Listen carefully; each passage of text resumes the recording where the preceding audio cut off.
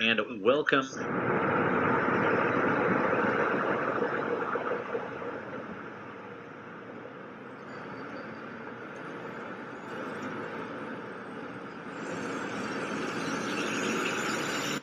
Championship jeweler of the Patriot League and by the Patriot League. We are today's scholar athletes. We are tomorrow's leaders. We are the Patriot League.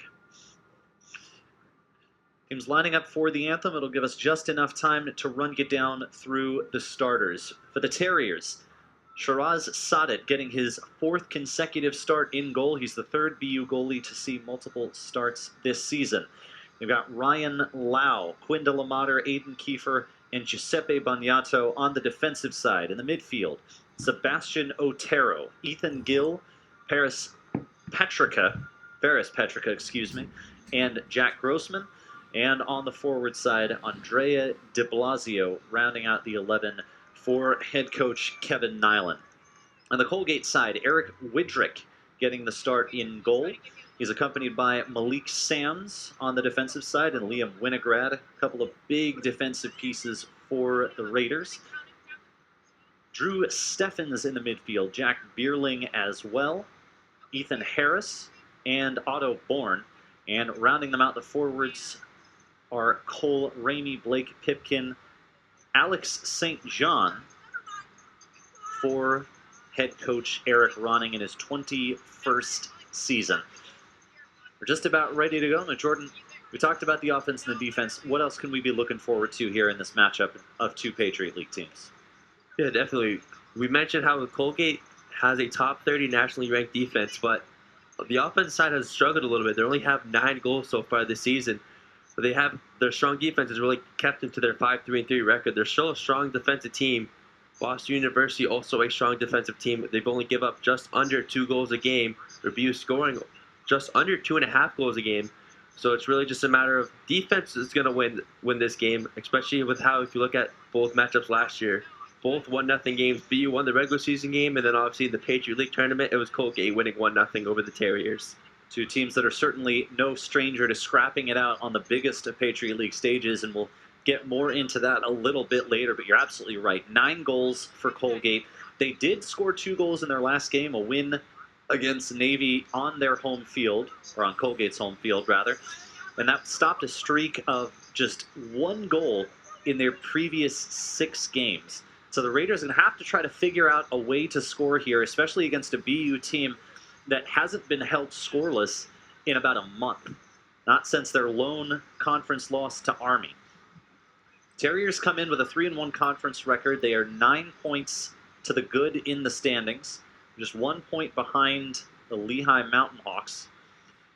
The Colgate side, they got 5 points. They're even with Lafayette for 5th place. Remember, top 6 out of 10 go to the Patriot League playoffs, which are looming ever closer. We are underway under the lights at Nickerson Field as Colgate already with an aggressive press to start. And Saadat will opt to clear all the way down toward the other end. BU on the charge. De Blasio with a header, and both goalies have a touch within the first 25 seconds as BU tries to set the offensive tone early.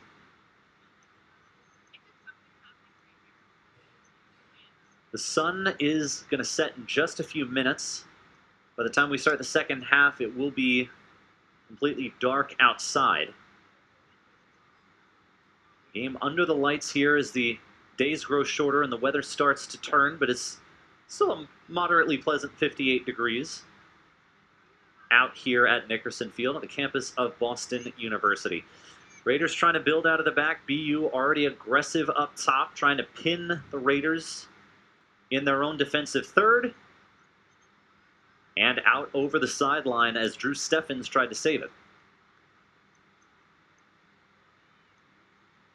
You're going to try to mount some pressure. We expect Colgate to roll with a slightly shorter rotation of players. BU has the depth, and head coach Eric Ronning of the Raiders called this out. He said BU could probably swap 4 of their starters out of the lineup and still have the same depth.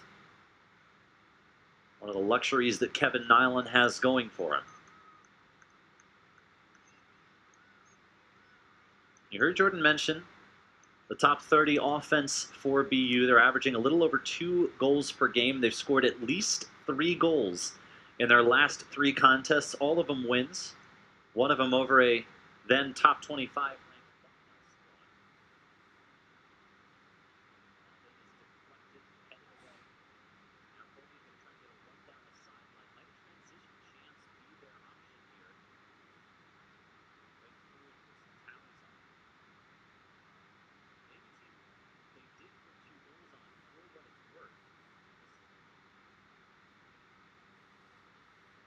Through their first 4 games in conference, and Delamater will head it gently back to Saadat. Still no tries on goal, 2 minutes and change in. You can tell the Terriers are playing with a little bit of a faster pace than what the Raiders are coming, which is what the Terriers have done all season long, which is why they've really been as strong as they are, 7-3 coming into today's game. They're coming out to a faster pace than what the Raiders are. Well, the Raiders are trying to feel out how this game is going to be played out here in this first half, as we still just 3 minutes in to this first half. You try to be a little aggressive at the start, give BU something to think about, or else the Terriers are going to settle in to their attacking patterns. Ethan Gill with a toss. Petrica out wide, cross into the middle, and that's a save. Eric Widrick coming up off his line to make the grab. BU already threatening the box early.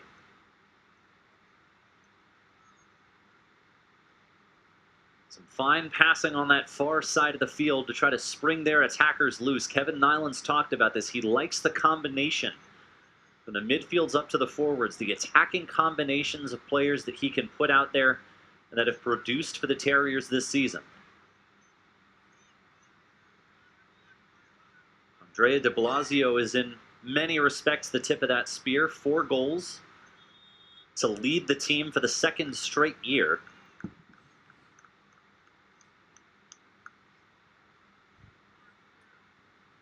Diego Rivet, a big piece in the midfield. Some goal scoring also has been supplied by a number of other Terriers. Quinn Delamater got his first tally of the season in the last week. Sebastian Otero has 3 goals. And so the Terriers have a number of players who can take it to you. Colgate tries to settle in, a nice pass picked off there, or a nice pickoff rather. That's Jack Bierling, a junior out of Kent, England, and captain of a delightfully named under-18 team back in the day called the English Schoolboys, which you gotta love. Jack Grossman dispossessing the Raiders and trying to get BU going in the midfield. We're seeing already a pretty aggressive press as the pass comes through into the midfield. Colgate will recover. A little over 5 minutes in. Still no shots for either side. A takedown from behind. Free kick for Colgate as Alex St. John goes tumbling to the grass. Had a goal in the team's last game against Navy, his first of the season.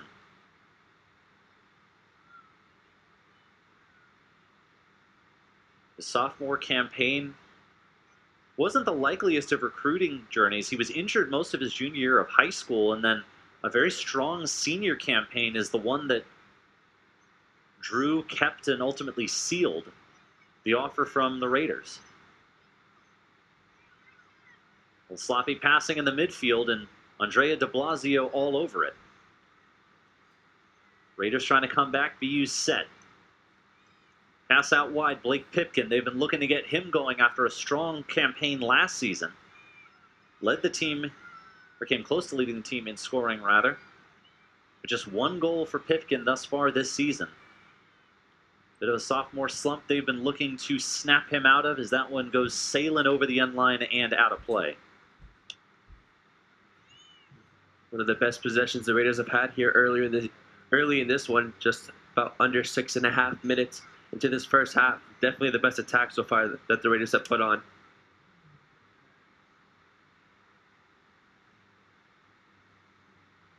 Now for Colgate, if you at least give BU something to think about, and stop the Terriers from playing the kind of aggressive style that they want to play. But Kevin Nyland will tell you they're dangerous both individually and as a team. They have attackers they like, and BU is going to be efficient in the chances they take. Does not jump off the stat sheet at you in terms of the volume of shots they take, but he says it's about the quality of those chances. We feel like we've been executing those chances well, and that is where BU has made their mark. The highest shot accuracy in the Patriot League, in fact, number 2 in the country in that category.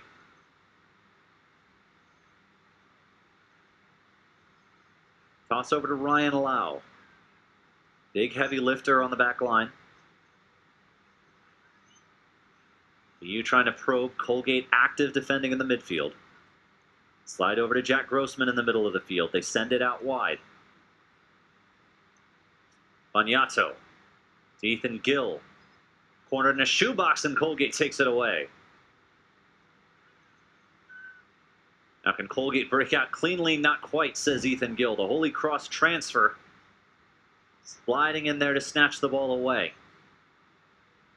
It's a big pickup for Holy Cross to land Gill out of the transfer portal after 3 years at Holy Cross, and he's now scored 2 goals in the team's last 3 games. Gives him 3 on the season, tied for second on the team. And down is Alex St. John in the midfield, slow to get to his feet, but there's a run on goal, a toss, and Saadat deflects it wide. Strong run on net for the Raiders, the best chance we've seen from him thus far. But Blake Pipkin turned away. Saadat having a strong year for the Terriers so far. 5 goals against, a 1.67 goals against average, 16 saves with a 7.62 save percentage. He is 3-0-0 coming into today's event. Stats almost exactly matching his footprint from last year when similarly he was pressed into service after some injuries. This time it's Ben Alexander who's been sidelined. And Saadat has ably stepped in. Malik Sams to take the first corner kick of the game for either side. And a big opportunity early here for the Raiders. Hooks it into the center of the box. It's put on net, headed away. Diego Rived, right place, right time. And a follow-up attempt strays wide. Diego Rived, the senior, the Spaniard. Center midfielder who plays fairly deep. And who has a big offensive role, even if he hasn't logged a goal or an assist so far this year. Shows out now on the defensive end. Tap up ahead, gets lost to the Raiders. Footwork on the side from Malik Sams, trying to fend off Ethan Gill. BU aggressive trap here, and they'll force it over the sideline, but Colgate will retain possession. Just over 10 minutes in, the first shots on goal coming off that last set piece for the Raiders. And the big task for them, Jordan, is how do you kickstart this offense? We saw the 2 goals against Navy the other day, but as you mentioned, just 9 goals on the season. After scoring a bunch last year, what do they need to do to try to light that offensive fire? Yeah, definitely. 9 goals entering today's game, including the 2 goals from their last game just a few days ago. But to really kickstart this offense, it's really about what they're doing right now over these last really 5 minutes. They've really equaled the pace that the Terriers have came out to play with, and it's really allowing the Raiders to really get to the back line of the Terriers.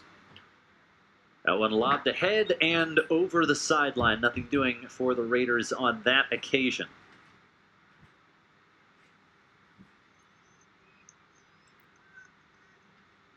There are a couple of teams that have played not just in the regular season, but in the playoffs each of the last 2 years. They've had some eventful, grinded-out type of contests as this one comes floating over toward the box. It is going to fall, but a whistle blows. A foul is going to be assessed against Cole Ramey, who is grappling for position.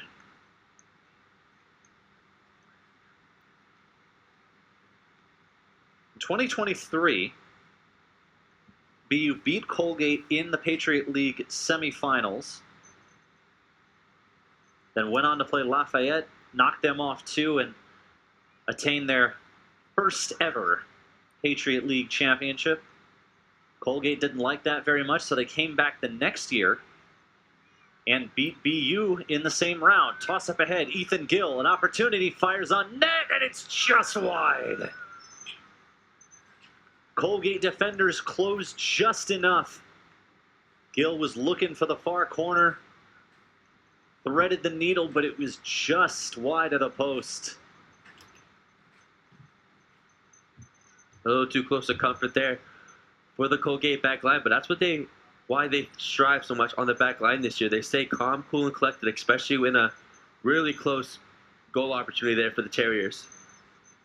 He was the most dangerous attacker, Kevin Nyland said, of Ethan Gill when we faced off against Holy Cross. I mean, it's rare, Jordan, that you get transfers within a conference, right? Typically, if a player's transferring, if they're looking for more or less playing time, a step up or down in the level of competition, they're going to transfer elsewhere out of conference to try to find that. But BU not only has Ethan Gill, they've got Aiden Kiefer, who transferred from Patriot League opponent and Bucknell. Had a couple of players who they've gotten to see in competition and then have joined up with the Terriers. And Ethan Gill has been fantastic for Boston University this season. He's going to get a touch in the box, but it slips past him. BU trying to keep it in. Pinballing around, and finally ejected from the box. Delamater trying to fend off Ramey, the leading goal scorer for the Raiders. And it'll trickle through to Saadat as the whistle blows. It's a couple of fouls called against Ramey, who it feels like is trying to take matters into his own hands and offensively speaking on these toss-up passes. And we know he's the only Raider that has multiple goals this season. Yeah, definitely. He's definitely been on the aggressive side here, which is what you definitely want to see if you're the Raiders, especially coming in as the leading goal scorer, the only multi-goal scorer, as you said, Milton. 3 goals, 1 assist to his name here in 2025 for the Raiders. And he's been pretty much right on the play. Here he is again, applying the pressure on the back line. And if nothing else, even if he's not securing possession here, even if he's not putting shots on net, he is forcing BU to play guarded way back of their own attacking third. Force them to think twice and maybe force an error. And when you're a team that's scoring less than 1 goal per game, forcing those turnovers in vulnerable parts of the field, trying to get those kinds of goals, a big potential source of offense for a team that's trying to kickstart their scoring. Well, aggressive play on the ball and a whistle drawn. A couple of shoves there. Ethan Harris, one of the top 50 midfielders in his class when he was recruited, now in his 4th year for the Raiders, is called for getting a little bit too familiar with the Terrier midfielders. Little over 15 minutes played from Nickerson Field. Still no score. 3 shots total, just one of them on net. That came during the Colgate corner about 10 minutes ago. Has not been quiet since then, but BU has not managed to put a shot on frame. Closest they came was that Ethan Gill crossing shot, snaking across the ground. Transition chances figure to be big for BU this evening. Toss up to Gill now. He's got de Blasio running with him. He's got Sebastian Otero out wide. Pass Karam's off. Gill will recover to the lip of the box. Then Gill looking for friends, but a lot of maroon jerseys back. Colgate did a good job recovering, and BU will tap out and reset. 8 maroon jerseys behind the ball. And that is the defensive wares we've seen. There's a shot, and it's off the crossbar. De Blasio with a missile that very nearly found its way home.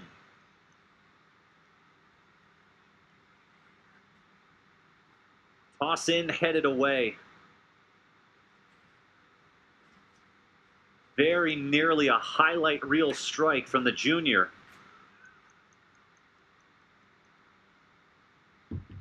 BU trying to make a charge again. This one trickles through. Ethan Gill poked to de Blasio. Fires but shanked it. And Colgate with enough time to recover.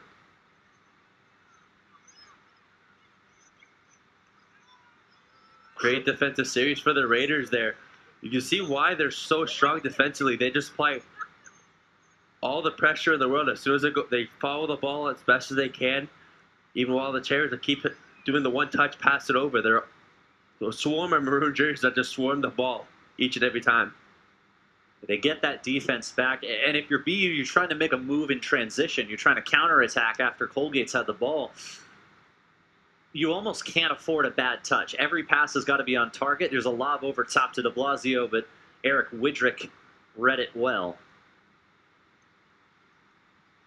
Widrick's an interesting story. Didn't play at all his first 2 years in New York. Played just 3 games last season, but okay, crack starting to show. He's making his 12th start. He just crossed 1,000 minutes for the season in goal. He is top 10 in the nation in minutes played. He leads the Patriot League in goals against average, in save percentage, in saves made, in shutout. He has 7 shutouts. And granted, of course, you can attribute part of that to the quality of the defense that he has in front of him, but nevertheless, .862 save percentage.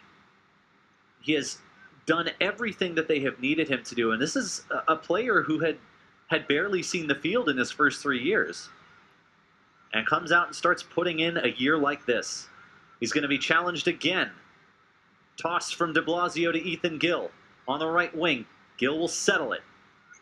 Looking for friends, crosses over. Cross to the middle, de Blasio heads it on, and Widrick positioned beautifully to swallow it up. You mentioned the 7 shutouts that Widrick has entering the year. That's in 11 games. That's, I don't know exactly what the percentage that is, but that's over 50% of the games played that Widrick has gotten a shutout here for the Raiders. 64%. I think that is for Eric Widrick for the shutouts. And his head coach, Eric Ronning, was very clear about this. He said, he's the most committed player we've got. He's, not to the detriment of the other players, of course, but he's the best trainer. He's incredibly coachable. And it's so rare to see a player not only be that way, but to stay that way when they're not seeing the field for years at a time. But he said it's the same work ethic. He's the same person. He's the same Eric. Every day, whether he's playing or not, whether he's a freshman or a senior. And that work ethic is why he's been able to pull this off. Dives wide, and that one just out of reach for Widrick, just offline on a shot from Ferris Petrica.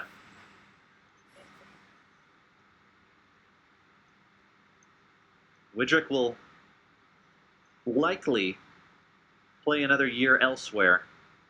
Patriot League has stricter rules than most conferences about staying on a 5th year.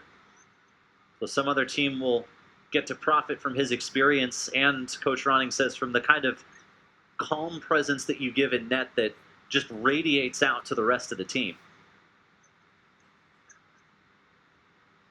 Nights falling here at Nickerson.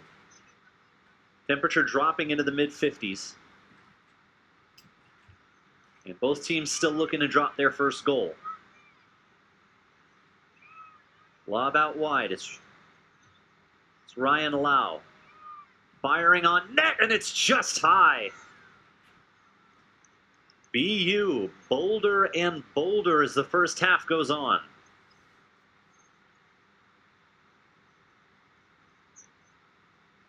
This first half so far has been highly contested, as we expected it to. Again, both 1-0 games just a year ago.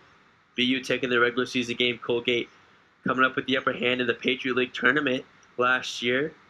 Both teams play each other tough, especially with BU having a really strong offense and Colgate having a really good back line. They play each other tough no matter where it is and when it is. And we're starting to see BU control the possession game more and more. It's been a while since Colgate found their way into their own attacking third. Ethan Gill trying to put the moves on. Harriers will keep it. Otero trying to drive along the right side of the box. Herky-jerky, stop and start. Fired into no man's land behind the net. And a BU team that's not typically just going to throw shots on net for the sake of throwing them. They will, again, quality over quantity. But I think we're starting to see him throw stuff at net a little bit more haphazardly just to try to light a spark, try to get something going. Yeah, definitely Terriers trying to create any chance they get to try to get on the board, especially with a strong Colgate back line. They know this, so they're just going to try to force the Raiders into a mistake or even get a lucky bounce for the Terriers to try to capitalize and get the first goal of the game. Once again, Terriers winning the aerial battle. A lot of these goal kicks from Widrick, he's trying to put it into the midfield as far away from his own net as possible, but the Raiders just not winning those 50-50 balls. And it's allowing BU to tighten their grip on the possession. Foul on the play, free kick for BU, 10 yards inside midfield.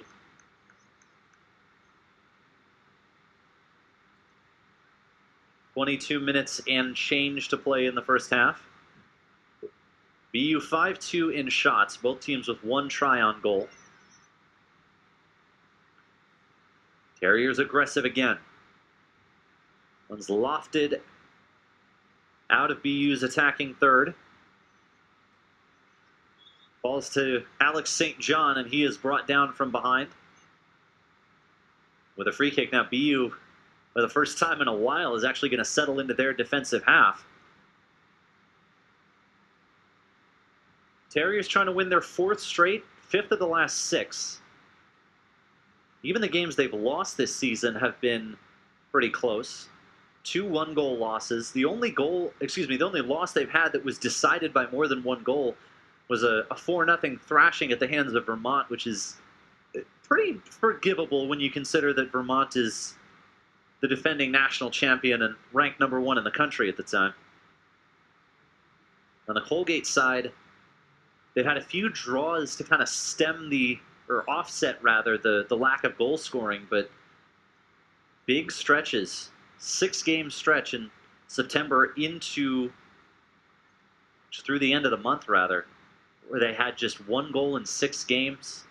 They're hoping the 2 goals they scored against Navy can be a break with that pattern, as Ryan Lau is flagged on the tackle.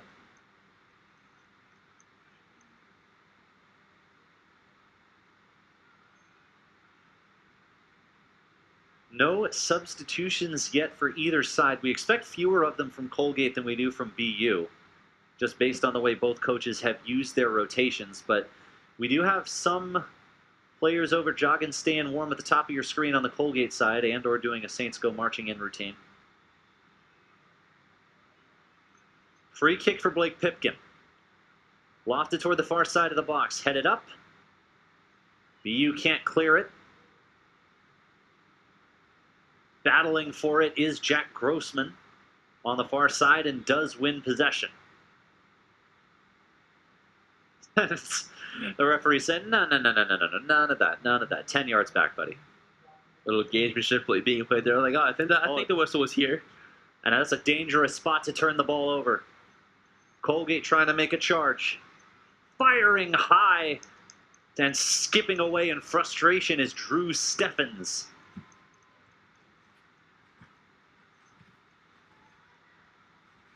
Eric Ronning said it.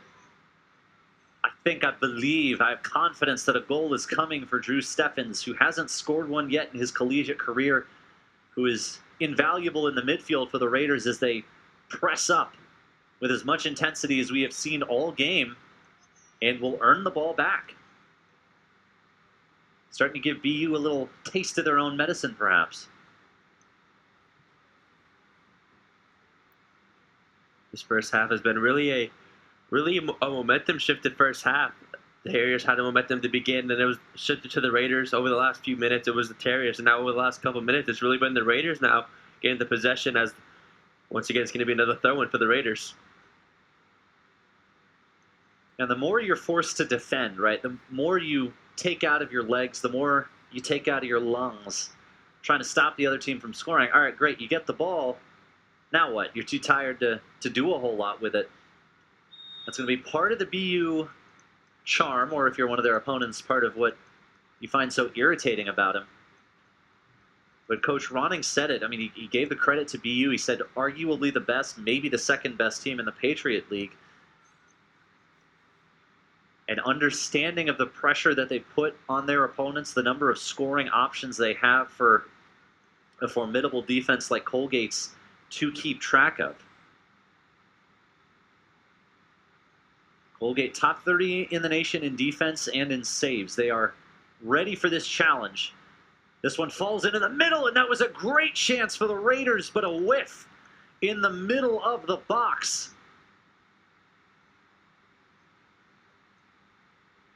Cross comes back their way. It's headed out, but only as far as the 20. Lofted high in the air, and that was, Jordan, I think the best chance Colgate has had, bar one, in a while. The toss up ahead to Gill. He's got a chance. And no good. There was contact from behind, but the whistle will instead give the Terriers their first corner kick of the contest. Contact deemed insufficient, incidental, or both by tonight's officiating crew.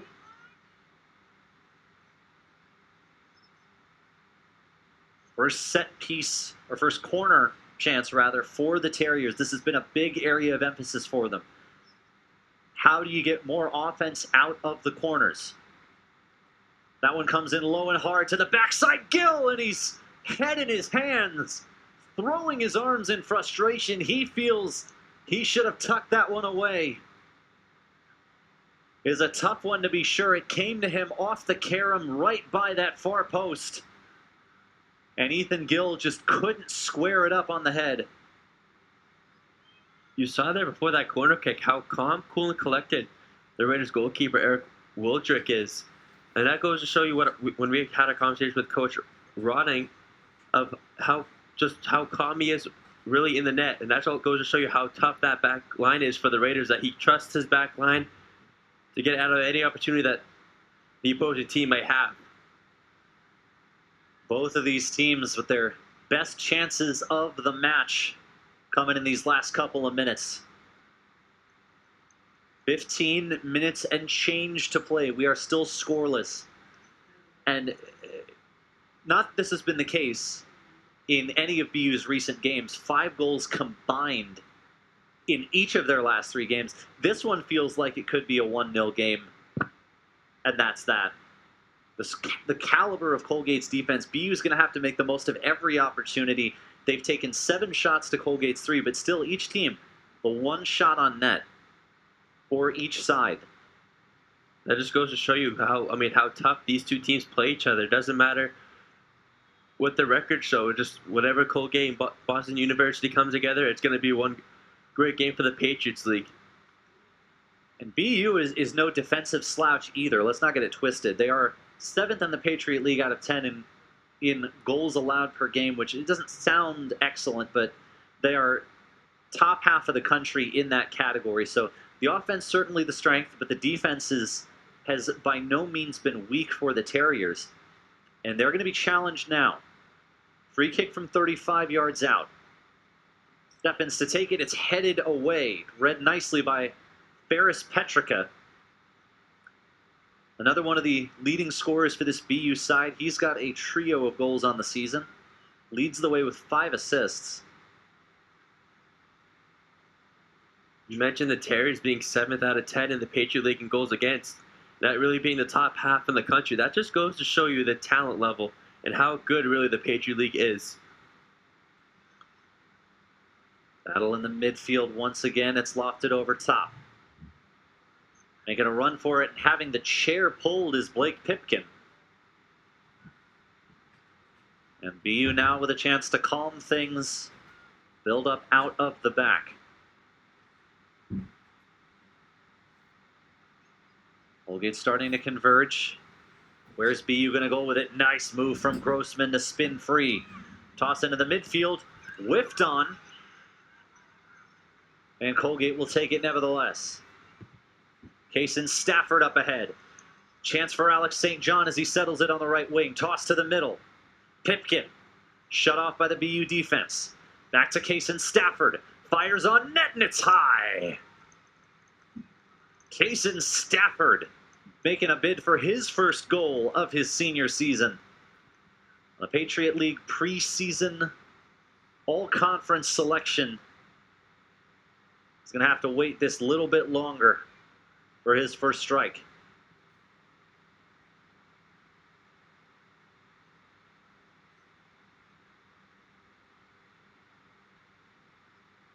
Inside of 13 minutes remaining in the first half.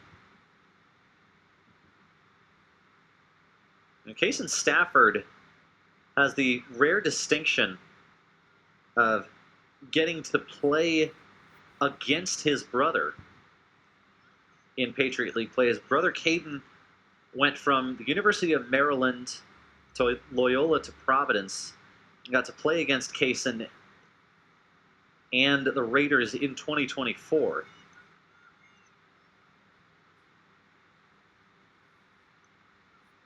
Not too often you get to do that. BU's Austin Mowbray can say the same thing. His twin brother, rather, Maxwell, plays at Harvard. That rare thing, you got to get to the same level, you got to overlap.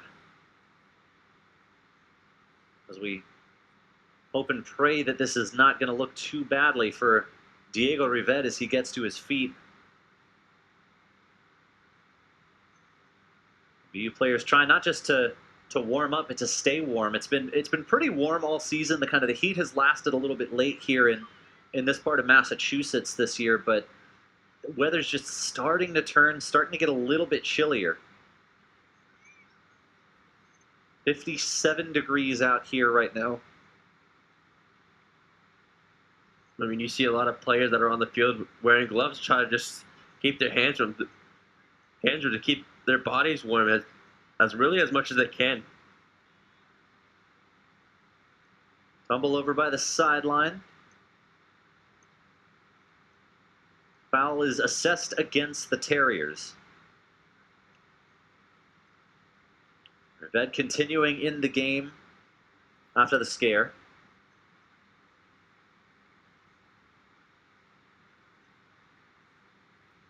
And finally getting set for the free kick.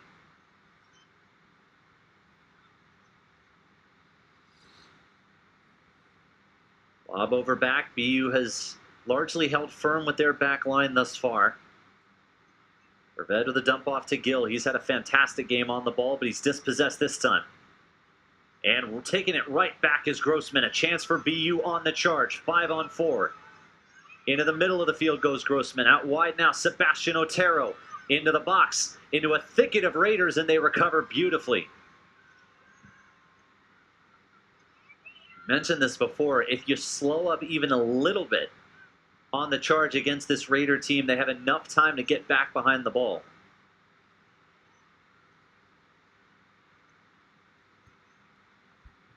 Diego Rivette surveying, checking his options.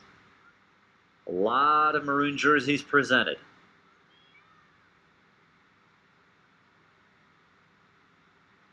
Shots have died down a little bit in these last 10 minutes or so. Gill trying to direct some traffic. That pass too shallow, and it's booted out toward the midfield circle. Back Grossman. Stutter step, surveying. Rivette out wide. Cross into the box, looking for de Blasio, and he mistimed the jump. It was going to be a tough one to field. A big whack from Grossman comes through. And Widrick diving to his left to secure it. It looked a little bit wide, but just to be sure, Widrick, the native of nearby Arlington, Mass., goes to ground to grab it. You see he's signaling for his attackers to go to the midfield as he does his kick again all the way across the Terrier side of the field. But once again, the Terriers win the 50-50 battle. They're going to bring it back in to the Colgate side of the field. BU has won the possession game, bar a couple of stretches here. It's a toss out wide, aiming for de Blasio. I think the player stopped. They thought a whistle was coming, but instead, play on. Grossman, he's been especially active as this half has gone on. Trying to leverage some advantages in the midfield for BU. We still have not seen a substitution for either side. 36 minutes and change we have played. Looks like at the next whistle we will have our first substitution on the Terrier side. I don't know if are you surprised as I am that it's coming this late as Gill goes into the box again looking for de Blasio and it's headed away. You surprised it's taken this long? Yeah, I definitely have, especially after our conversation with Coach Nyland. He mentioned how much depth that his Terriers team really has, really over these last few years. Reloaded with some quality transfers. Lapo Romieri coming over from Bridgeport. Ferris Petrica from Central Arkansas. Of course, we mentioned Ethan Gill from Holy Cross. All three of them with multiple goals this season for the Terriers as they try to fend off a charging Drew Steffens, who covers ground like you wouldn't believe, but is still looking for his and the team's first tally of the evening. Toss up ahead, Gill trying to track it, but it's corkscrewing over to the sideline. Does a nice job tiptoeing to keep it in bounds. It looks like the offside flag went up elsewhere on the pitch. First substitution, Andrea de Blasio will head off for BU.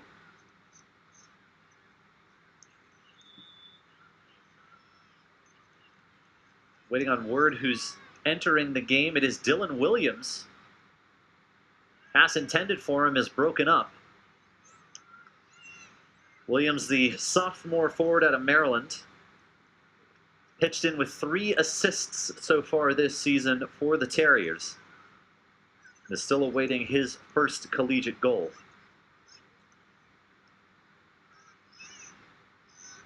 Inside of 7 minutes to play in the first half.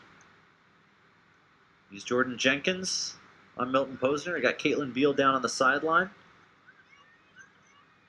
For a pivotal Patriot League game, I'm going to say that, but pretty much every Patriot League game is pivotal. It's a 9-game conference season where every win is sacred.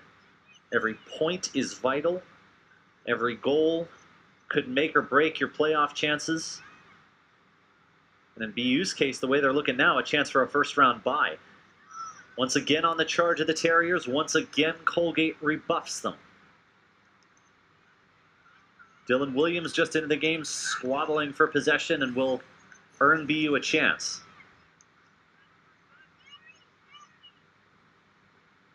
Terriers have played big chunks of this first half. A lot of fire and intensity. They have gone forward quickly and aggressively. Colgate has been equal to the task. And a miscommunication there between Grossman and his target, Ethan Gill, will send the ball back to the visitors.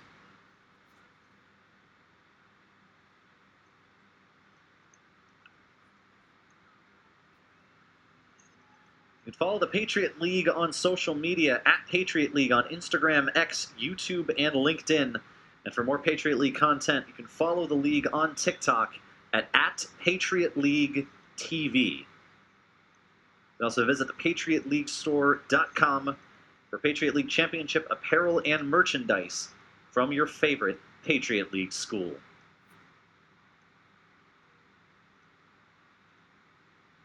Raiders trying to get something going inside of 5 minutes remaining in the half. It's been a while since they have had a shot, even longer since they've had a shot on goal. Aggressive play right there from Otero. That one's shoveled forward. Attempted clear there from Aiden Kiefer will not clear the box. There's a toss into the middle. There's a chip. Saadat comes up to snag it. Fantastic lead intended for Charlie Yates just into the game for Colgate. And BU all of a sudden in a thicket of trouble. Charlie Yates into the game. Gavin Krause and Connor Garrity for the Raiders. And a shot in the arm for them. Kaysen Stafford will exit the game, as will Alex St. John and Cole Ramey. So the Raiders' leading goal scorer will take a seat for the rest of the first half. Pass intended for Dylan Williams, and now BU with a throw-in 30 yards out. wasting no time of the Terriers. Grossman increasingly involved, swings wide Ryan Lau. Team leader in minutes played last season.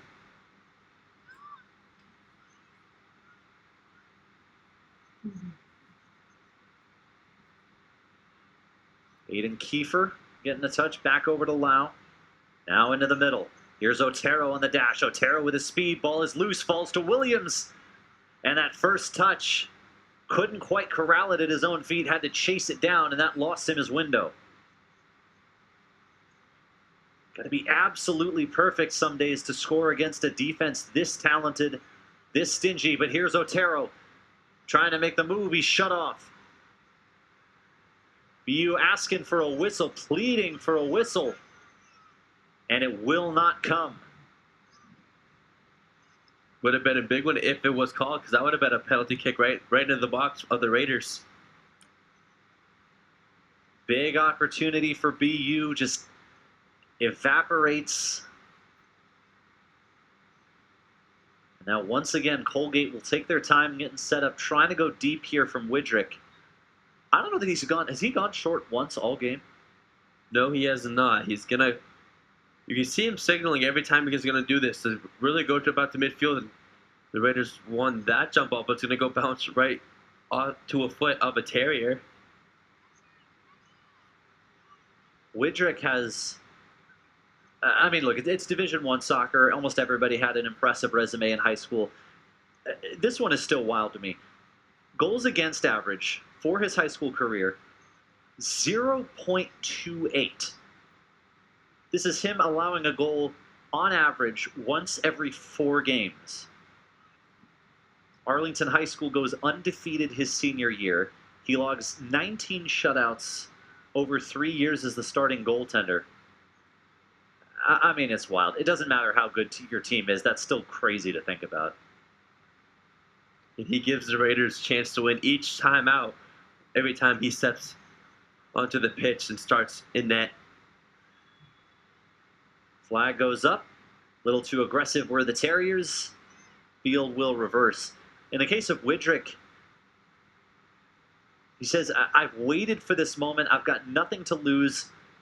My first go is also my last shot. I'm ready for it. He's been training the whole time. He said assistant coach Ricky Brown, he gives him a lot of credit for helping him to shore up his weaknesses. And he has shown out this season, all while, he's got his classes, he's got soccer training and games. He's studying chemical weathering in Adirondack mines. This is so niche and I love it. He says this is the likely thesis topic for him. And he's performing in a campus improv comedy group. I mean, have you seen such an eclectic mix from a guy who has to spend this much time training to be a D1 athlete? And he's off just doing all kinds of, let's say, extracurriculars, all kinds of academic stuff. Is an interesting and, have to imagine, busy year to be Eric Widrick. I'm not sure. Eric, you can let us know when it is you're sleeping. Because he may not be can't sleeping seem to figure ever. it out, yeah. He might get like 2 hours of sleep at night, if that.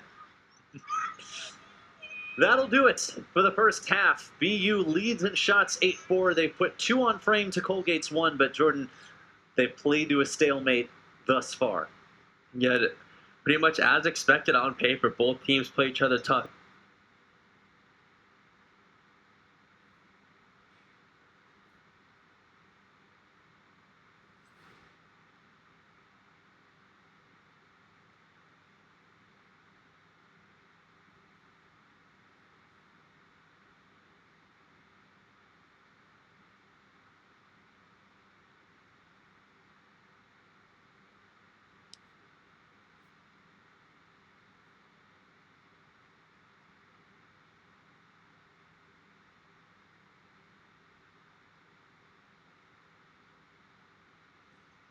They're controlling possession most of the half.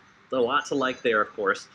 But if you keep committing fouls, and especially closer to Colgate's net, or just the net Colgate is shooting on, rather, you start giving them chances, opportunities to get back into the game. As you take a look here at some of the chances we've seen from the first half, it feels like that could be a way for Colgate to get the one goal, and one goal may be all they need.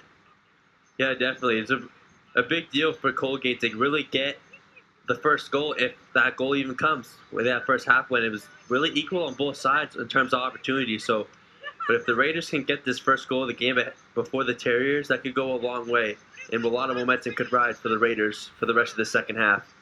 You can see BU getting more and more chances, controlling possession. Jack Grossman there, just some fantastic moves to try to keep possession. This one was, I think, just within it. On live play, that one looked like it was just wide of the post. I think that one would have been a goal had Widrick not stopped it. But in either way, 9-4 BU leads in the shots category, 2-1 in shots on goal. Each team has had just the one corner kick. They're even on fouls, but again, you start committing fouls in wrong parts of the field, and you give Colgate an opportunity to bring everybody forward, whereas in live play, they're playing with so many defenders so far back that it's taken them time, right? BU can kind of go with the lightning strikes. Colgate has to build up a little bit more slowly, unless they want to just send a forward and throw a ball, see what happens. But Colgate's been that more solid team. BU has been the aggressor. What does BU need to do to try to convert one of these chances? Just keep doing what you're doing. They're doing a great job. They're putting a lot of shots on net, or just having a lot of shot attempts in general that you don't really usually see. You usually wait for them to get a clean shot, a wide open lane, but right now they're kind of just putting shots on net, waiting for possibly a bounce, a rebound of sorts, or maybe for Wildrick to make a mistake, which very rarely happens, really, if at all. Teams around the Patriot League have been waiting for Eric Widrick to make a mistake this season. They're still waiting. But for the Terriers, just keep playing with your game. Continue doing what you've done all season. Your Terriers are 7-3. They know how to pursue. They know how to attack. They know how to finish games. Unlike what they really did last year. They were 4-4-10 last year. That's 10 draws.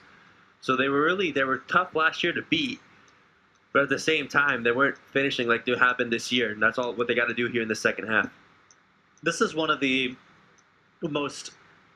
It's got to be one of the oddest bits of statistics and record keeping I've seen in sports in general. BU, as you mentioned, 4-4-10. They drew 10 of 18 games last season. That was not only most in the nation, it was the most ever. It's the most draws a Division I team had ever had. This season, through 10 games, they have not had a single draw. A little over 300 men's soccer teams in Division I. Only 22 have not had a draw this season, and BU is one of them. And so when Kevin Nyland told us, I think we had enough draws last year to last me 10 years, he may inadvertently have been correct. That may not be aspirational. That may just be him speaking into existence what we've seen. And he even said the way he looks at that is that his team was tough to beat last year, and that's really been the same case this year. This Terriers team really is maybe even a little bit stronger. I mean, they have a lot of veteran experience on this team, which could be why they've really been able to finish games. 7 wins in 10 games is a really solid start in your first 10 games. And you do a better job of finishing those close games. They've had 7 wins. Of those 7 wins, 4 of them have come by 1-goal margins. So the Terriers are looking, I mean, you can score as many goals as you want, but you have to have that consistency with your scoring, right? You have to, every night, you've got to come with what you need to win, because you don't, and you slip down in the standings. Remember, 10 teams in the Patriot League, 6 make the playoffs. The top 2 get a bye through the quarterfinal round, which BU has gotten each of the last 3 years. We're back underway from Nickerson Field. You heard Caitlin Beal a moment ago from the sideline. He is Jordan Jenkins. I'm Milton Posner.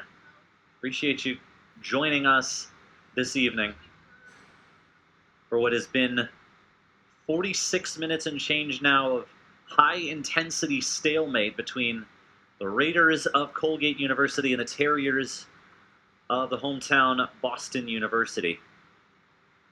In complete darkness now. The sun has long since said goodbye. Temperature out on the field down into the low 50s as the Terriers try to stay hot, win their 4th straight game. Tap out wide to Ethan Gill, once again tiptoeing along the sideline. Towards the middle, Diego Rived back to Gill. Tap, tap, and corner kick for the Terriers. Last touch by the Raiders. Just the Terriers' second corner kick of the game. Really the second corner kick in general this whole game as well.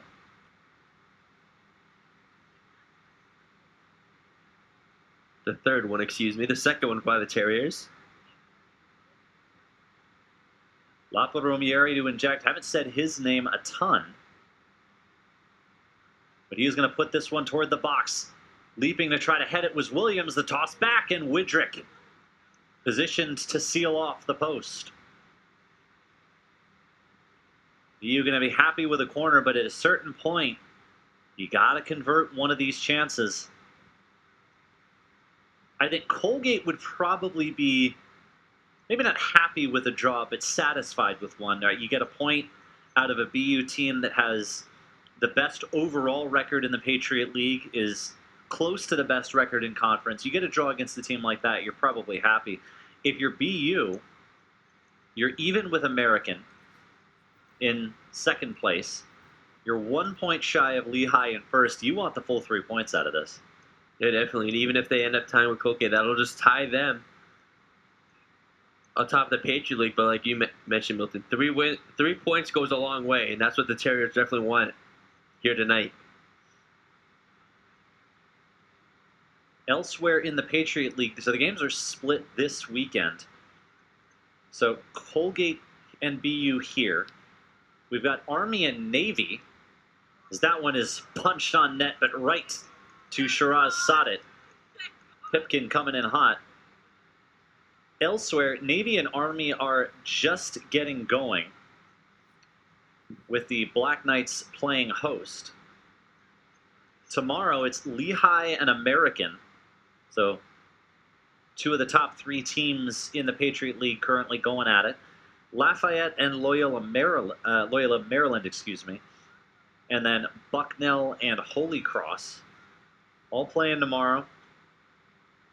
Goes to show you how important 3 points would be for the Terriers with Lehigh and American playing tomorrow. That one of the teams can't end up with 3. Maybe none of the teams end up with 3 between Lehigh and American, but that just goes to show you how important really this game is for the Terriers here tonight against the Raiders. If the Terriers can get the full 3 points, then at minimum, they will be in sole possession of second place by the end of the weekend. And while these teams certainly are not looking at the standings quite like that, and basing strategy and mindset off of these things, it's still there and it's unavoidable. Diego Rived into the middle, and an attempted header for Romieri. Not there, but the Terriers keep it in. Lob into the box. Malik Sams heads it up. Dylan Williams giving chase. He's beaten there by Charlie Yates of the Raiders. Giuseppe Bognato wins possession back. Toss to the middle. Grossman has it poked away. Colgate holding just firm enough. You just see how strong this Colgate back line is. And I mean, we keep talking about it just because it's true that that's just Colgate's strong suit here in the 2025 campaign. They're just like a swarm of bees anytime the ball's in their back line. BU has not run away from the swarm of bees, but they have not conquered it yet either. Saadat with a calm stop. He has made 2 saves to this point, neither of them particularly difficult. He has not been seriously tried. Widrick has made a couple of intermediate difficulty stops, and is putting up a clean sheet thus far as well. It's been a few weeks since BU was involved in a 1-0 game or a scoreless tie. Colgate had one 2 weeks ago against Lafayette. A week before that, had a scoreless tie against Bucknell. A couple of 1-0 games before that. They are used to the low-scoring ones. BU has done their best to not get used to it. Ethan Gill Fantastic defense from Malik Sams. Whistle blows. Ethan Gill is tagged for it. And Sam's just using his body, getting in the way, playing very physically, and flipping the possession. I mean, the last time the Terriers had a shutout game was when they beat Navy on September 20th. That was a 1-0 game. Ever since, the Terriers gave up 2 goals to Boston College in a 2-1 loss, gave up 2 and a 3-2 win to Bucknell, 2 to a 3 and a 3-2 win to Harvard, and then 4-1 in the last game against Loyola Maryland. So if you're the Raiders, you have confidence over these next just over 37 and a half minutes left in this second half. The Terriers, as strong as they are, haven't been able to shut down opponents for the last couple weeks, as you said, Milton. So the Raiders can really go off of that and try to be like, oh, we can definitely score on this Terriers team. BU making a charge here as Diego Rived, for the second time this game, takes a tumble, stays down, and then hobbles to his feet. It appears like he's moving a little bit gingerly here. He's going to try to stay in the game. He has taken a battering here today. Critical piece for the Terriers in the midfield, a very key contributor certainly to what they're trying to do. A veteran of a couple of MLS Next teams, made the under-19 All-Star game in that league, trained with Miami FC for a bit, and is the reigning Patriot League Midfielder of the Year. First ever BU player to snag that honor, and he did it in his first year as a full-time starter.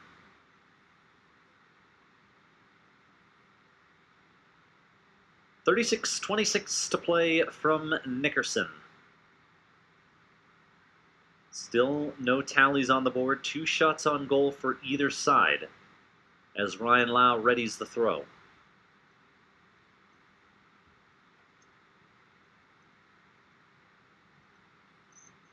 Can Lapa Romieri do anything to, now that he's into the game, to try to be that shot in the arm for BU like he has been at so many other instances this season? 8 points on the campaign.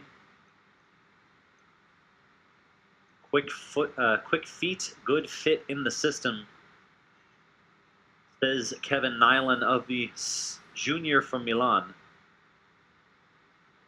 Player who understands BU's style of play and has been a terrific value add to it. That one falls. Colgate, Drew Steffens trying to settle the ball, but BU has just denied them time and space. Lob over to Pipkin, battling with Bagnato, who throws him down and gets away with one there. It was physical from both players, but that one is sent way over the net and over the track into the hedges. Bagnato and Pipkin were battling pretty fiercely on that left side, but a very noticeable kind of get-off-me throw from Giuseppe Bagnato, and is very lucky, given where that was, that it wasn't whistled. Yeah, definitely. We saw Colgate get away with one. Or excuse me, BU got away with one the first half, but that was also in the box of the Raiders. And that's definitely pretty much where you don't want to commit a foul, because if that's called, that's a penalty kick in the box, and that's definitely not an opportunity you want to give up. It's Colgate with a chip in. It's off the face of Rived, who's taken all kinds of punishment out there, but in this case, it will keep Colgate out of the box, and it will eventually wind up with possession going back to BU. The referee trying to settle. There's a little bit of chippiness back and forth from these teams, and we heard from the coaches, especially from Eric Ronning. He said, mini rivalry to be sure, but mutual respect between these squads for everything that they've accomplished, for the battles they fought, for the playoff games. BU taking a 1-0 win over Colgate in the 2023 semis, en route to their first Patriot League title, their 8th conference tournament title overall in their history. And then Colgate repaying the favor in last year's semifinal before ultimately falling to Bucknell in the final. Here's Gill on the right wing. He's got Williams in the box. He fires on net instead, and it sails high.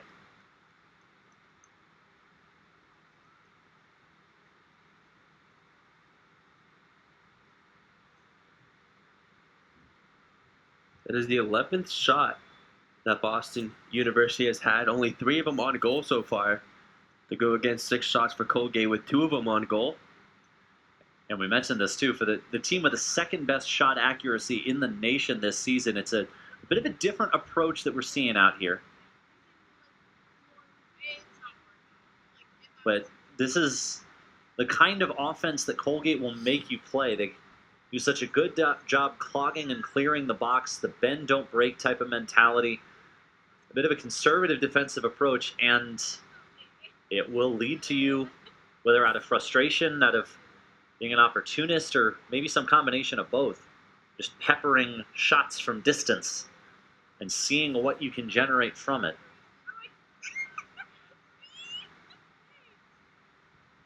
"32 minutes and change. Scoreless stalemate from Boston. An opportunity,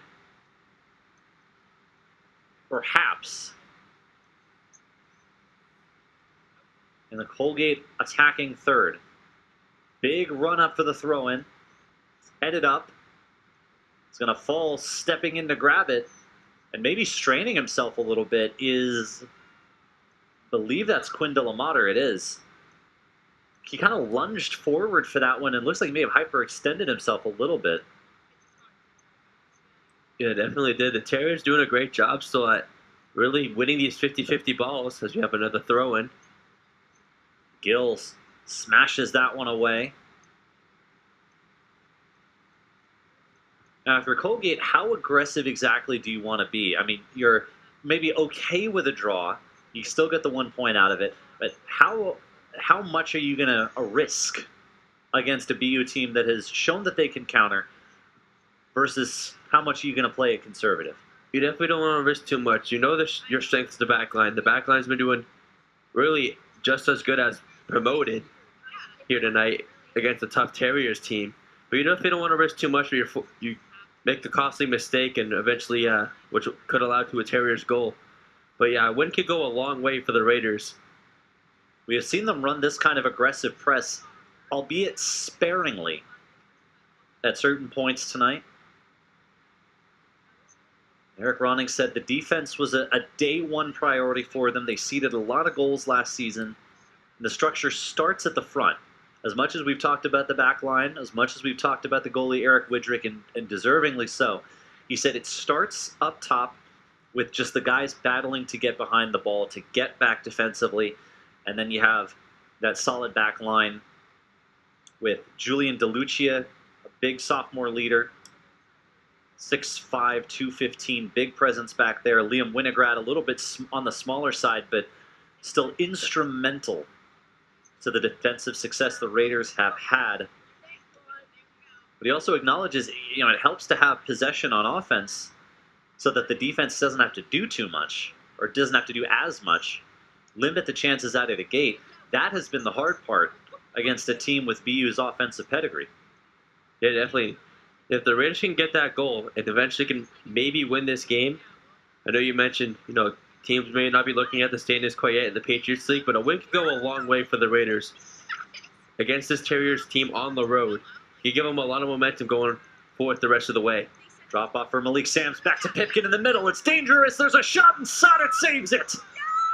We're still live in the box. BU's going to have to cover this one up. Saadat gets to another one, and the most dangerous Raider chance of the night evaporates just as quickly as it materialized. And you saw Blake Pipkin right there in the box pretty much go down to his knees, crouched with his hands in his face, pretty much in shock that they did not get a goal there.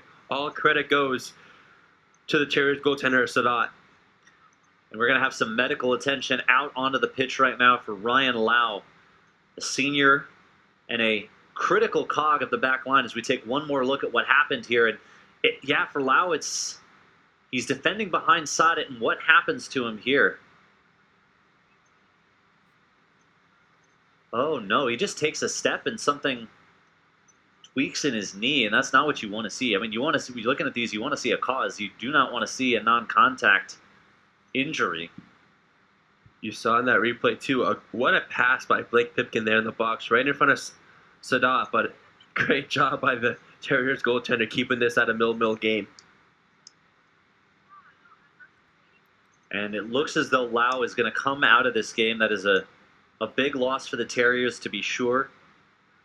As a freshman, fourth on the team in minutes. As a sophomore, started more games than any of the defenders. As a junior, he led the team in minutes played. And he has been a vital piece this year as well. And in a season where BU has had its fair share of injuries, Ben Alexander, Jason Zacharias, John Roman, all valuable pieces, all of them on the sidelines at the moment. You hope and pray on a human level, on a personnel level, that whatever Ryan Lau's going through right now is not too serious. He will be replaced by Ben Maza-Bergeron, the junior, as Colgate makes a move forward and is flagged for offside. Colgate starting to knock on the door from time to time. Yeah, they've definitely been winning the possession battle so far in the second half over these first 16 and a half minutes. Saadat for the first time telling everyone, go deep, trying to settle things. Gives it a good, healthy boot. And BU will try to collect, but instead it's Colgate. Fine play. Nailed into a coffin on the sideline, and they burst out. Toss up ahead, looking for Pipkin. They've got him, but recovering just in time. The BU back line making a dash for it, and that's Giuseppe Bagnato in the nick of time. It's going to be the second corner for the Raiders here in this game. Pipkin's going to be taking it.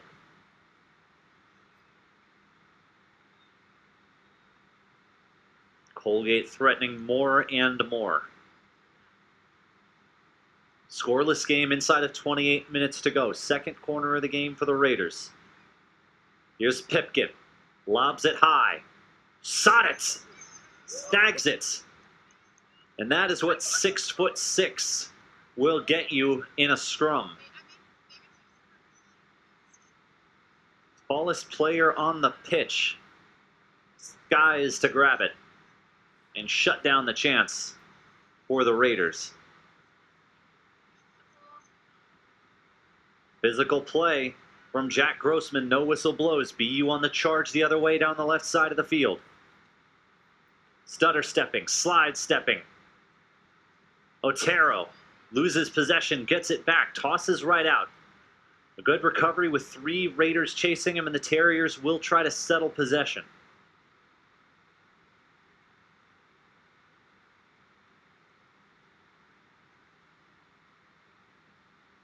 Where will the Terriers go for that elusive first goal? And to whom?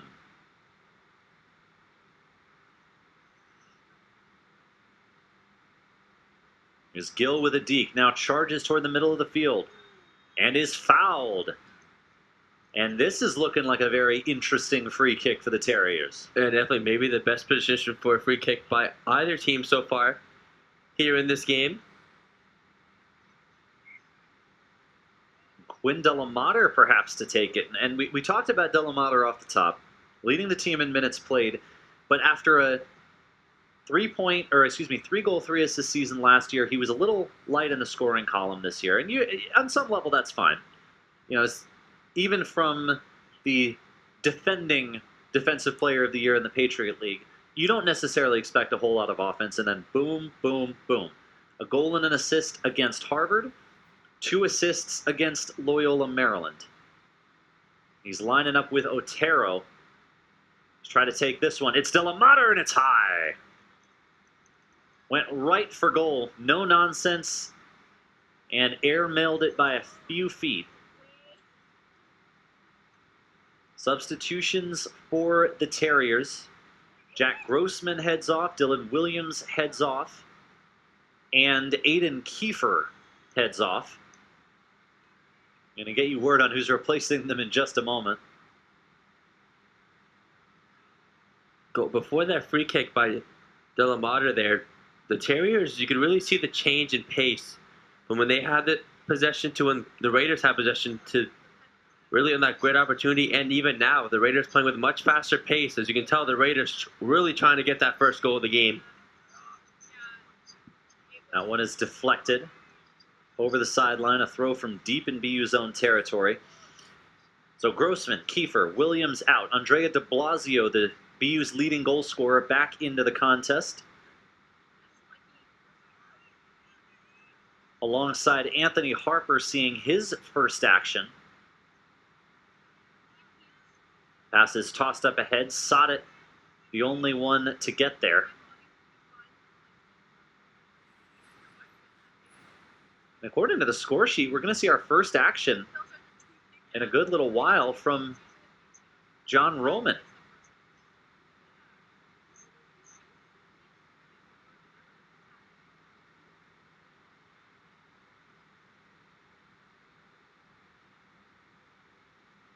On the Colgate side, Charlie Yates is out. Kaysen Stafford, the big offensive contributor for them last season, is back in.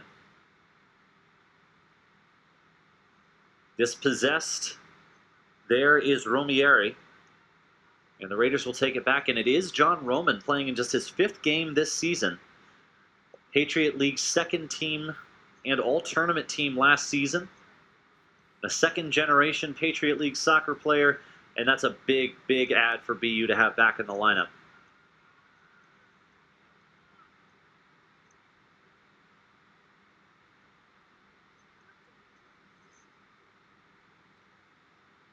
BU slow to build out, giving Colgate some time to apply a little light pressure.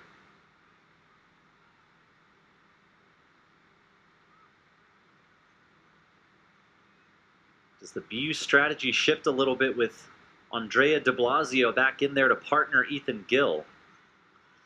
Here's a chance for Colgate developing. Toss out wide. Sams to the left boot, fires in, whiffing on the chance. It's still loose. Saadat with a save, and BU clears. Way too close for comfort, but the Terriers hold just enough to keep this game scoreless. Like Pipkin might be beating himself up at that one if he watches this game back, because he was right there. He had a wide open net. Unfortunately, he just wasn't able to get it off his foot as he was swarmed by Terriers defenders, but a close opportunity, maybe the best one of the night so far by the Raiders. Not for the first time. The Raiders have had a touch in the middle of the box. You'll get another look at it here. For correction, as we go back to live play. That is a golden opportunity at the front of the net if you can just get the boot to it. And Colgate has not maximized those handful of opportunities that they have gotten against a team like BU. That's usually the first line of the game story after you lose. But their defense has been good enough. They've kept it tied. But as much as both teams have gotten some decent looks here, it has been Colgate with the better opportunities on net this half.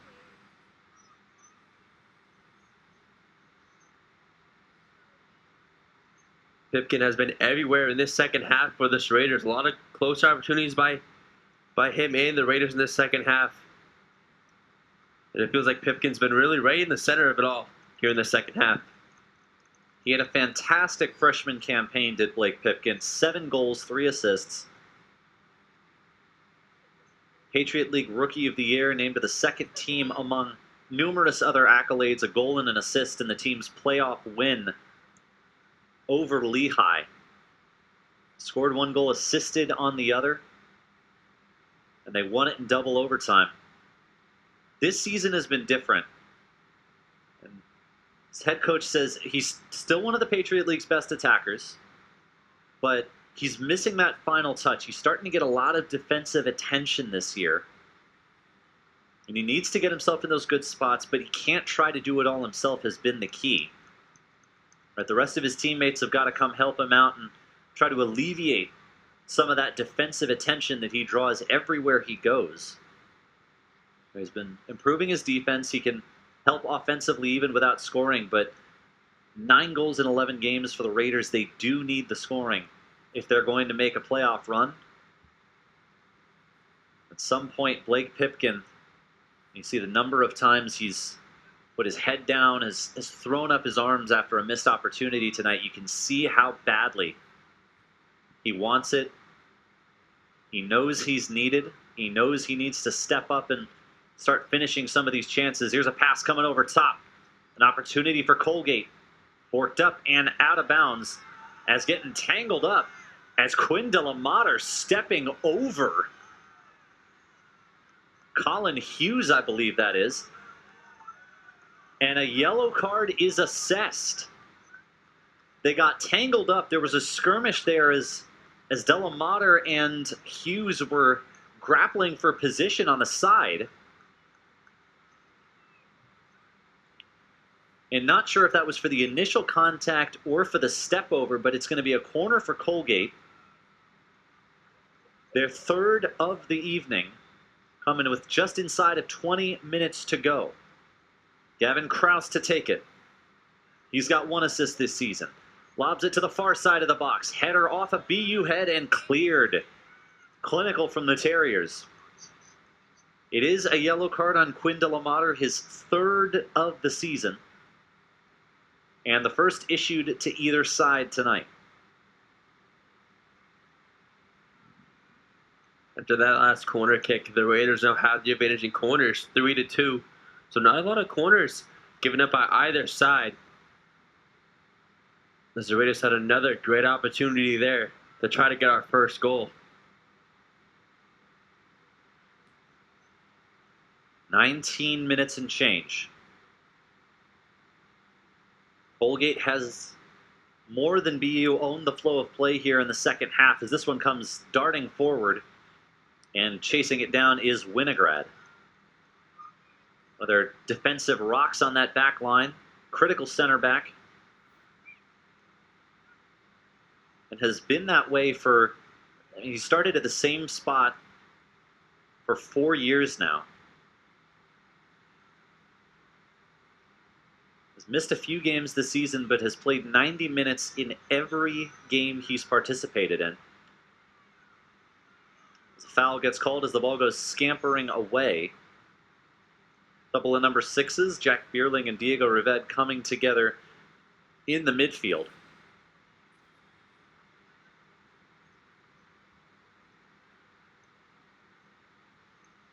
Looks like it might be a Raiders throw-in. I don't think they may not have called a foul there.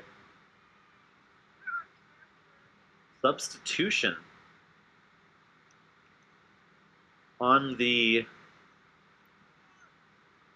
Colgate side, it looks like. Gone a little bit deeper into the bench in the first half, and then BU starting to tap the subs in the second. Throw-in for the Raiders. Steffens. And booted out by the Terriers.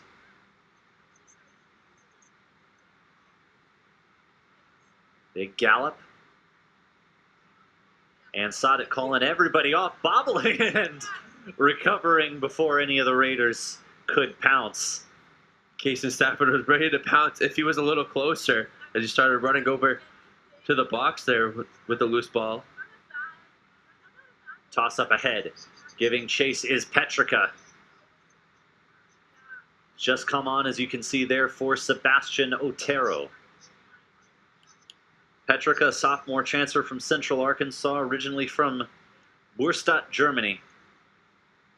Part of a rather multicultural BU core. There's a toss up ahead. Cross to the middle. Gill with a chance. Gill with a score! The dam finally breaks. The fourth of the year for Ethan Gill puts the Terriers on top. And what a setup there by the Terriers, getting this first goal. Just over 16 and a half minutes left in this second half. A great setup and a great opportunity there by the Terriers to get the first goal of the game. It's against the run of play. Colgate had owned the possession for much of this second half. But this is the Terriers 2025. The counter comes fast. The goal comes faster. And Colgate's defense held out for as long as it could. But the goal finally comes for the Terriers And it's Ethan Gill who has been an offensive engine all night. Cross to the middle. The pass came from Austin Mowbray just into the game with his third assist of the season and an immediate impact for the freshman. BU might not be done here as another shot. This one coming off the foot of de Blasio. That one is wide right. And that's what Coach Nyland talked about, why he really does subs as often as he does. Brings a substitute in who and contributes right away with an assist. And that just goes to show you that really the depth and all the weapons that this Terriers team really has. Mowbray had a point tallied in 3 of his first 4 games this season. He had none in the last 6. And what a time to snag an assist, to set up Ethan Gill, who has been producing all evening and has just come up shy of that final tally. Sometimes that's what it takes. A fresh guitarist for the band, a shot in the arm. And BU now has got to protect this lead, which is certainly no small task. So we got a player down here in the middle third of the field. On the BU side, it is Quinn de la Mater. Didn't quite make out where he took the hit. But he is down. The clock is stopped. 15 minutes, 24 seconds remaining.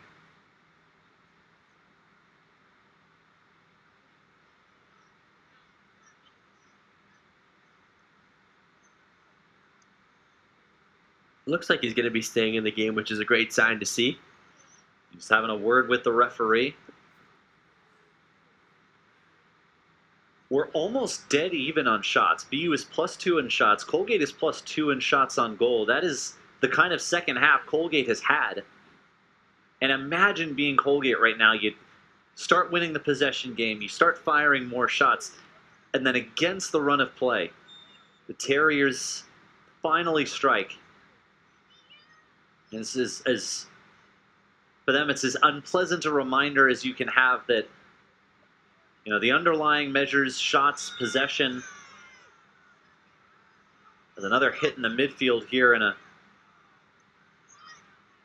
writhing on the ground. Is that Jack Bierling? I think it is. And they are calling for medical attention. He is grabbing and pounding at the turf, and this is not what you want to see. Grasping, I believe, at the right knee. And in a considerable amount of pain here. Big contributor for this Colgate squad. Got the start today. And will be tended to in the middle of the pitch.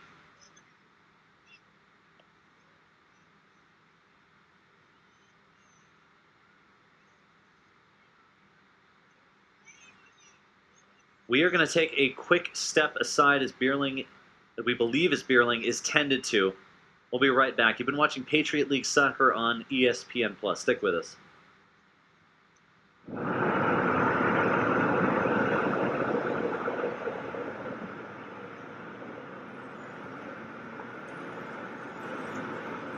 Africa. He's going for the ball, but comes in a little late. He has been assessed a yellow card for this one. Comes in late. Bierling had gotten rid of the ball, and you just feel for him here as he's carted off the field. He's just grabbing it. It was either the right knee or the right shin. You can see it there.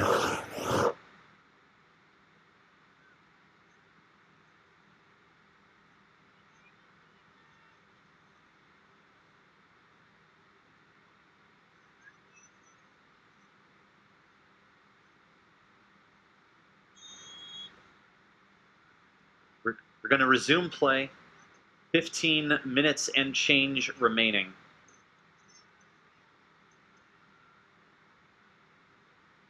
And now Colgate's got to, I mean, you feel for them. It's tough. You just watch your friend go down, your teammate go down, and you got to get back to the task at hand, which is finding an equalizer goal against a tough opponent. Petrica assessed the yellow. It's BU's second yellow card of the contest.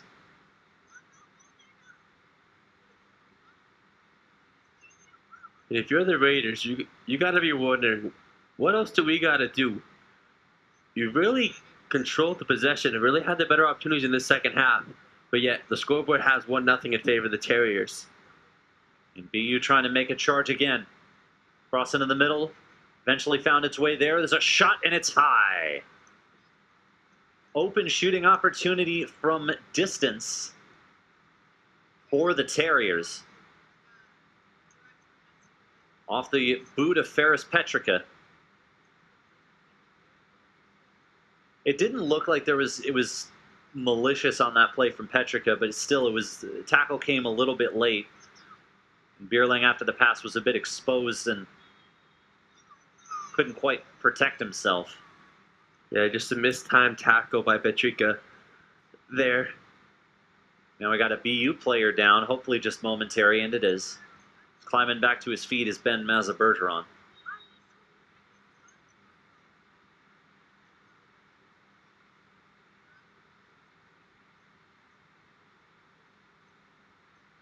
.13.5 minutes remaining for Colgate to try to find the tying goal.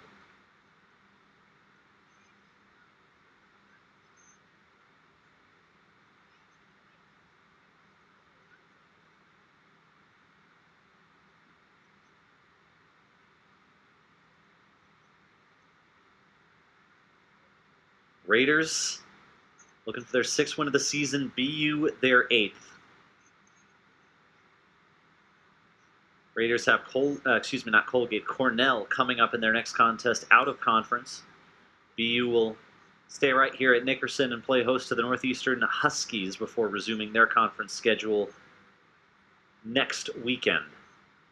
Lob over top. BU's back line was ready and waiting for it. And now does BU sit back and defend? Are they trying to pad their lead? How aggressive do the Terriers want to be after trying to be on the front foot just about all night?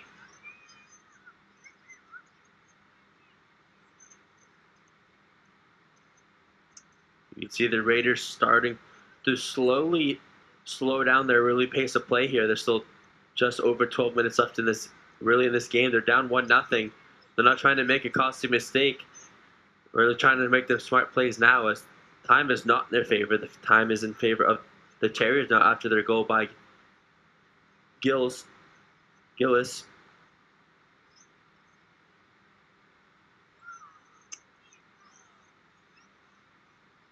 Lob over top, BU trying to get set. And make moves into their own attacking third. Colgate holding tough, though. The Raiders' intensity has not gone anywhere after the injury to Bierling. They are still out there competing hard. I understand how valuable a point or 3 points, depending, could be come season's end, especially as they try to dig their way out of a crowded midfield in the Patriot League. And offside. Flag goes up. And a cold shower as Colgate was trying to move into the box yet again.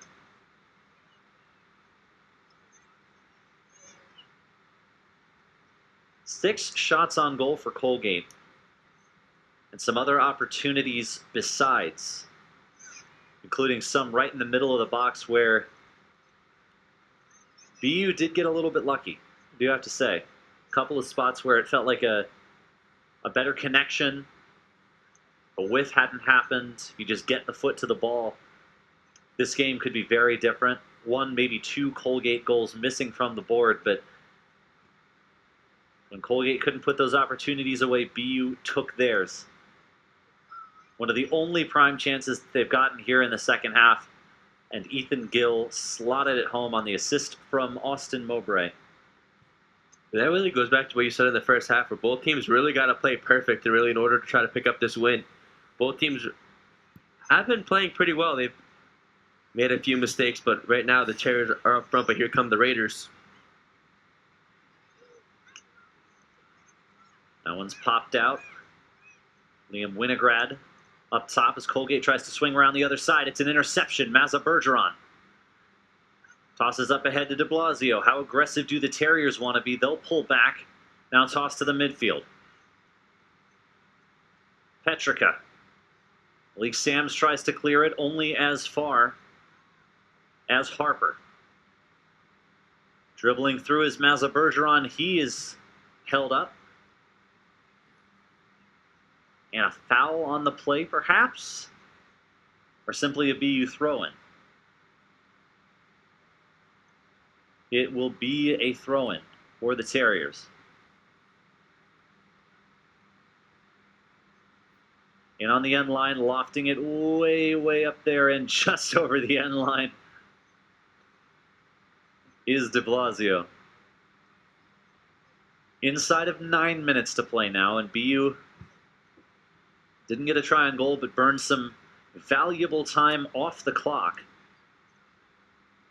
Their streak of 3+ goal games is almost certainly going by the wayside here, but you expect that against a team of Colgate's defensive stature. Question is, can they hold on for a 1-0 win? BU with some defense in the midfield. BU taking possession right back.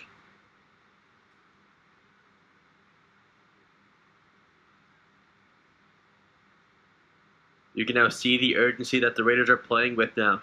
Just over 8 minutes left in this second half. Still down by 1 goal. Right ahead past to Gill. He's making his charge. Stops on a dime. Cross to the middle. But it's over everybody. There's nobody on the right wing to field it, and Colgate will reverse. Both of his targets were maybe a little bit too close, hanging out in the middle of the box to receive a pass in that spot. Now here's Colgate. Pipkin on the charge. Outlet out wide. Kaysen Stafford surveying. And BU gets all the forces back. Pipkin, it rattles off of him, out of bounds. Goal kick or a throw-in. Stafford arguing for a throw-in. We'll have a Colgate substitution. And it is a throw-in for BU, rather deep in their own territory. Not the outcome they would have wanted. Ethan Harris heads off for Colgate. Some fresh legs entering.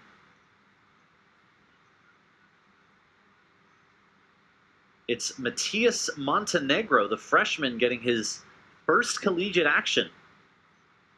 And what a time to do it against the two-time defending Patriot League regular season champions.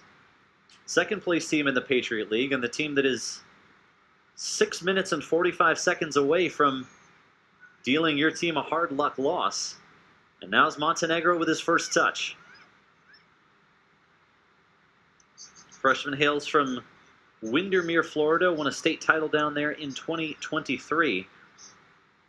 And he aid the attack. Here's Drew Steffens. About as quick as a cricket. Pass intended for him on the cut, but BU intercepts. And now Petrica with room to run. Petrica lobs over to the left side of the field, giving chase, but to no avail are the Terriers.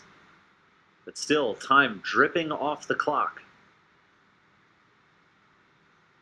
You can tell the Terriers are just managing the clock. They're not really trying to attack the net because the time's in their favor. There's just under 6 minutes now left in this second half. The Terriers just pretty much trying to play keep away at this point. You folks can't see it on the broadcast at home, but we just had a rarity here at Nickerson Field. 2 MBTA commuter rail trains just passing by each other right by the field. I mean, we got the Mass Pike in the distance. We see the trains going by every now and then, but 2 trains making a visit. Perhaps is this an omen? And for whom? As we enter the last 5 minutes and change of play. Will BU be the runaway train? Will they tack on an added goal? You look how far up Eric Widrick is playing. He's 15 yards in front of the box, 35 yards out from goal, to try to keep the ball pinned and stave off any BU attacks.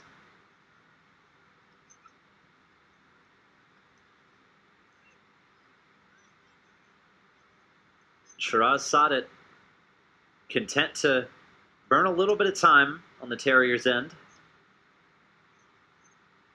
And finally forces it forward. Toss up ahead, disrupted by the Terriers, intended for Colin Hughes.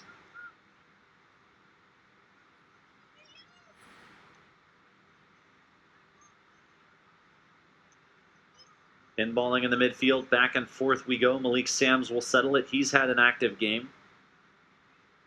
Free sports star at a Brunswick school in Connecticut. Then to Middlebury, and now from Connecticut to New York for his junior season of soccer. Here come the Raiders. Tap off pass. That's a nice one. Saadat dives. May have gotten a fingertip to it, but either way, it is wide.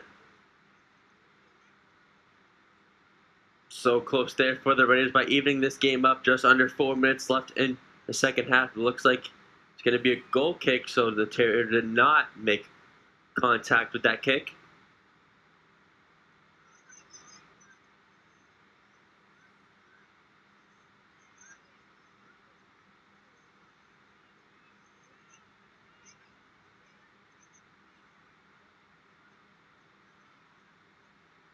Three minutes 20 remaining. Desperation time for the Colgate Raiders. Here's a pass up ahead to Pipkin. Recovering is Mazza Bergeron to poke it away. That's a big defensive stand. And it will allow the rest of the Terriers to collect themselves.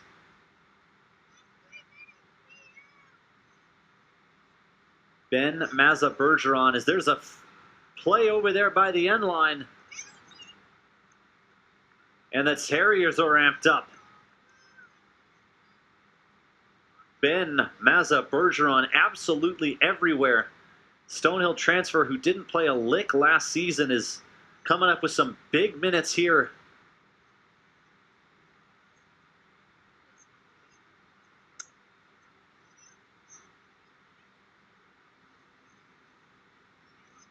The BU defense has been the story since the goal. And we saw some sloppy moments from them earlier in the game, but they have stood on their heads, their collective head, ever since the goal came for them. And Mazza Bergeron might be one of the players of the game as well as Gill, as you can see him now trying to apply the defensive pressure. But Gill has the goal, but Mazza Bergeron, ever since he came into this game from the bench, he's been spectacular on the defensive end. Toss into the box, headed neatly away. Quinn de la Mater rising to meet the ball. Inside of 2 minutes now. Colgate fires long. Saadat will take no chances.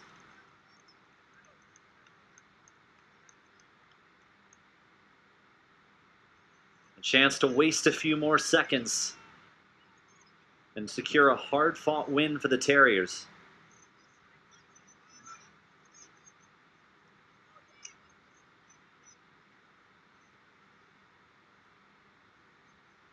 Physical defense from Ethan Gill. The referee saw it the same way. A little too much grab of the jersey.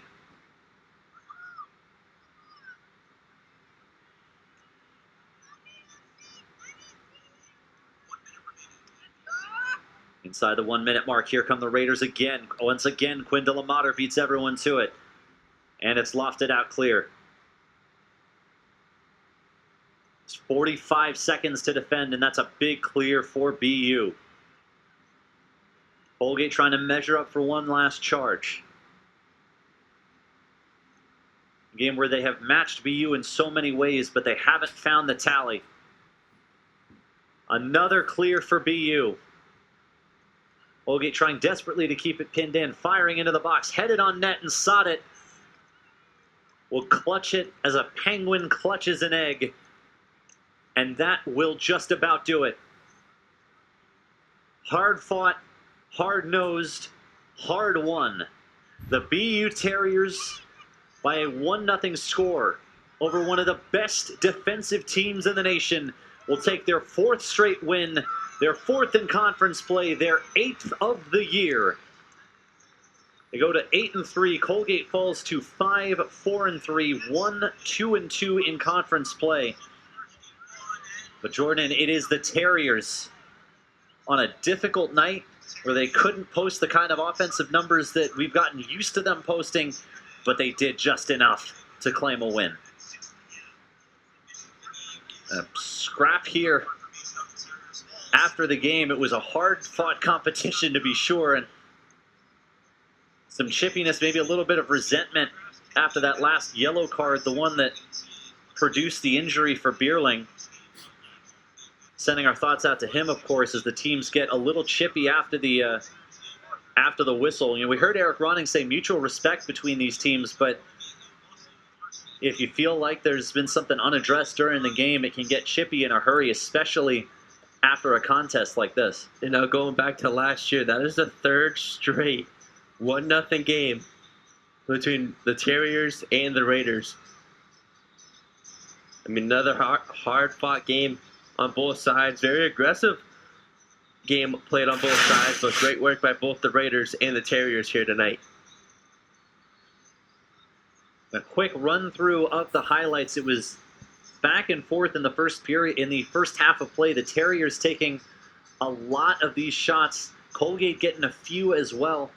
But BU really did own the first half, Jordan. Yeah, but BU surprisingly did not get on the board in that first half, but all credit goes to Eric Widrick and the Colgate backline, keeping the Terriers scoreless in that first half, because it really looked like the Terriers were not going to get not one, but at least 2 goals in that first half. It was hard fought, but eventually they got this tally from Ethan Gill, and the first goal of the game was the only one they'd need. On behalf of our Boston University crew, our sideline reporter Caitlin Beal, for my partner Jordan Jenkins, this is Milton Posner saying thank you so very much for watching. Be happy, be healthy, be well, and we'll see you next time. This has been a production of BU Athletics for the Patriot League on ESPN. Have a great rest of your night, everybody.